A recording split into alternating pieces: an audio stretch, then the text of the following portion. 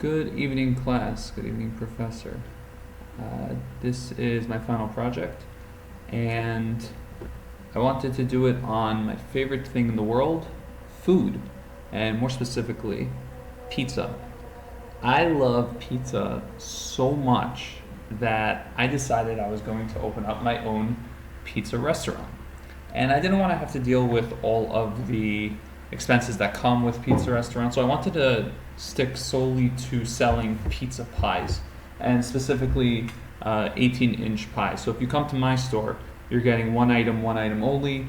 It'll be the 18-inch pie, and it'll also help with regards to expenses. It'll be the bare minimum for the ingredients that you need for the dough, for the sauce and cheese. It's fairly simple for especially this project. So what I wanted to what I wanted to inform you today was just different Excel tools that I used to figure out, first off, how many pizza pies I would have to sell in order to, for example, break even, and what the amount of pies I would have to sell in order to get into profit. And here I actually solved to make a profit of $10,000. So the first thing I did was I set up an income statement for my brand new store, Baker's Pizza Pies. And what I did was I set up a income statement where it shows the various details for each pie I sold, what the price I was going to set per pie is $16. I also had certain variable expenses, so the average material cost per unit, so the different ingredients that I would put in, and the other variable cost that I had was the average manufacturing cost per unit. So for example, the amount of money I'm spending for the oven, for the equipment that I'm using in order to make a pie, on average, would come to these numbers. The other expenses that I have were the fixed expenses.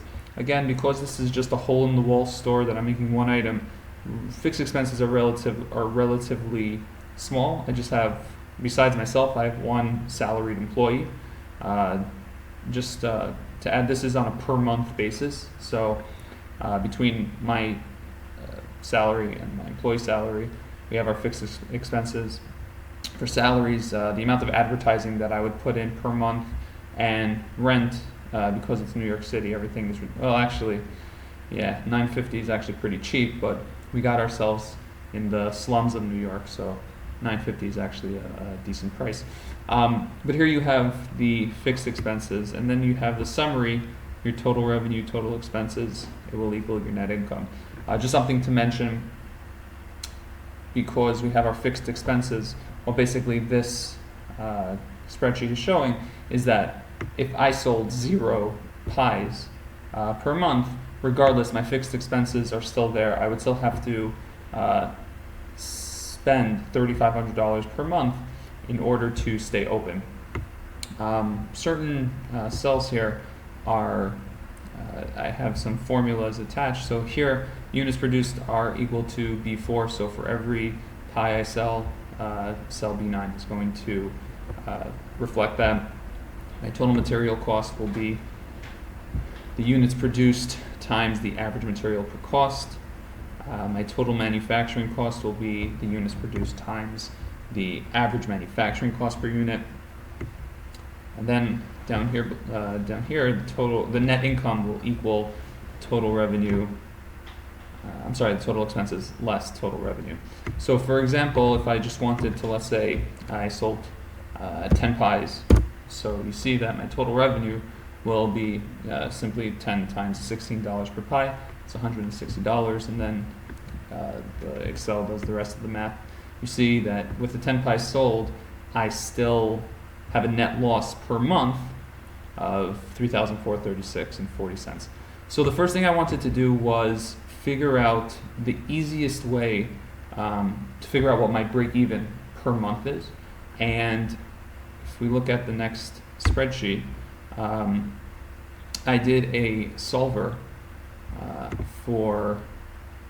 to figure out how to get my net income.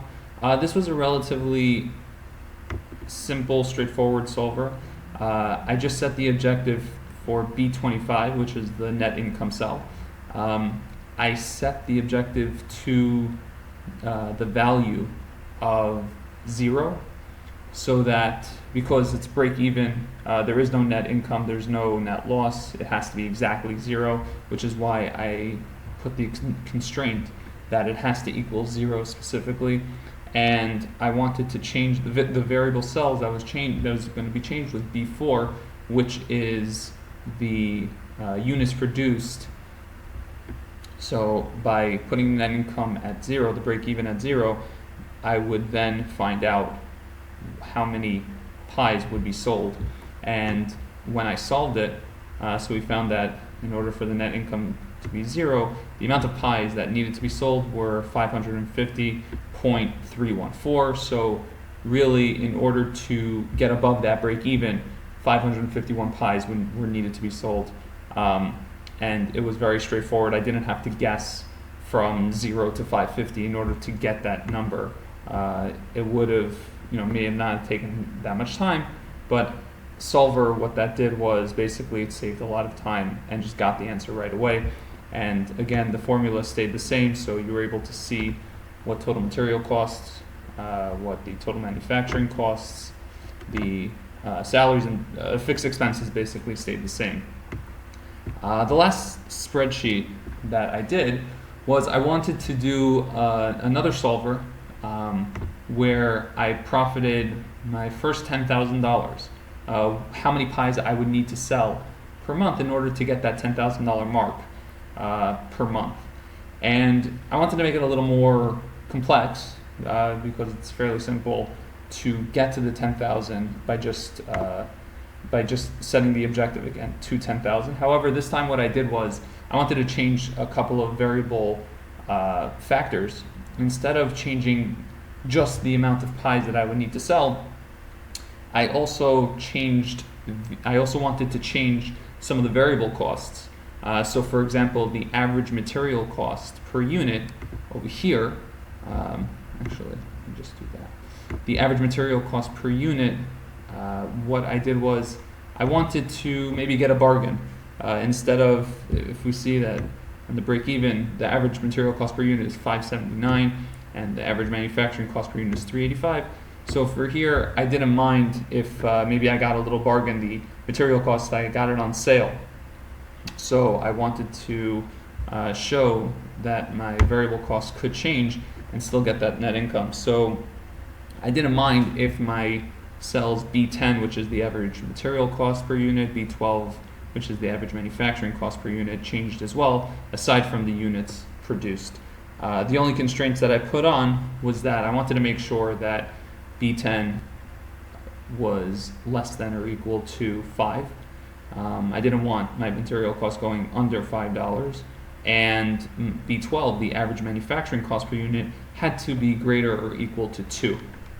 So once I put those constraints in, I again set my value to equal exactly 10,000, and I ran solver, and I solved the formula to show that the amount of pies that were needed to be sold per month in order to have a net income of $10,000 equals 2,711.6 pies. Anything above that will yield a higher profit. Anyway, I hope you enjoyed the presentation. Thank you again for a wonderful semester.